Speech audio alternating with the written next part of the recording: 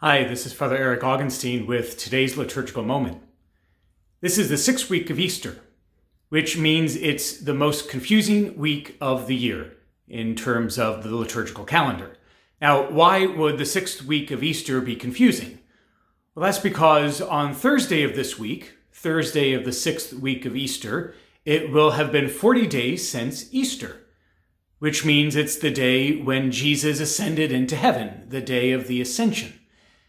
But this week, in normal times, and maybe even in these unusual times, priests and parish offices will be getting the question, well, when is Ascension? When is Ascension Thursday? And sometimes the answer is Thursday, but sometimes the answer is Sunday. Hence the confusion. It's like on Christmas, when priests and parish offices are used to getting the call, what time is midnight mass? Well, sometimes the answer is midnight. Sometimes it's 10 p.m. So there's confusion. Well, where does all this come from? We have to go back to the Church's law, the Code of Canon Law, which designates the holy days of the church year. Every Sunday throughout the year is a holy day of obligation when we are typically obligated to participate in the Mass. And then in addition to Sundays, the Code of Canon Law designates 10 other days during the year that, because of the solemnity of what is celebrated on those days, that those days are also days of obligation. They're like Sundays, days when Catholics are obligated to participate in Mass. 10 of those holy days of obligation. You have Mary, the Mother of God, on January 1st. You have the Epiphany on January 6th. You have the celebration of the Annunciation of the Lord on March 25th.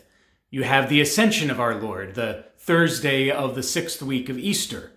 You have Corpus Christi, which falls after the Feast of Pentecost on a Thursday. You have Saints Peter and Paul on June 29th, the Assumption of Mary on August 15th, All Saints' Day on November 1st, the Immaculate Conception of Mary on December 8th, and Christmas on December 25th. Hopefully that's 10. There are 10 holy days of obligation that are in the Code of Canon Law. But then there is a line in the text of the law that says local bishops' conferences all over the world may decide to limit the number of days of obligation to less than 10. And so if you go to different parts of the world, you'll find that there are different holy days of obligation. Very few places around the world today continue to celebrate all 10 of those days as days of obligation.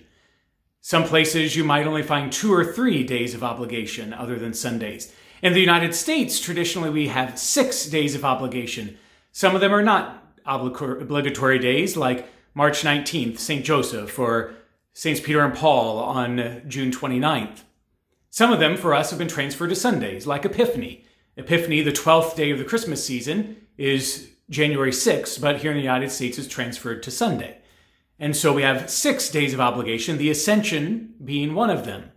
And so that's part of the confusion, but it got even more confusing about 20 years ago when the bishops of the United States made the decision that individual groups of dioceses could make their own decision on whether Ascension should be celebrated on Thursday or transferred to the following Sunday to allow the most number of people to be able to participate in the Mass.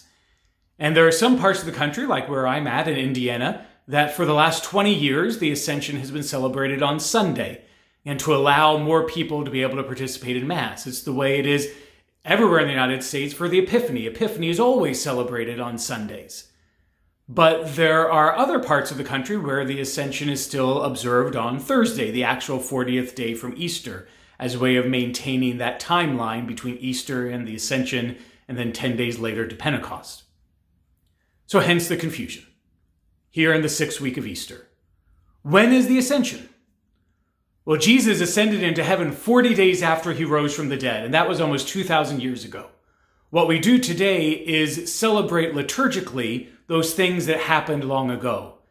And sometimes it falls into that exact timeline that actually happened when Jesus was here on the earth, and sometimes we have a little bit of differences in the way we celebrate. So depending on where you are, Ascension is either on Thursday or on Sunday. This year, we may not be celebrating in person, but whenever it is, whenever we observe the Ascension, we remember that Jesus ascended to heaven to be able to prepare a place for us there, and that we hope one day to be able to join him in the glories of heaven. I'm Father Eric Augenstein, and ladies and gentlemen, this is today's liturgical moment.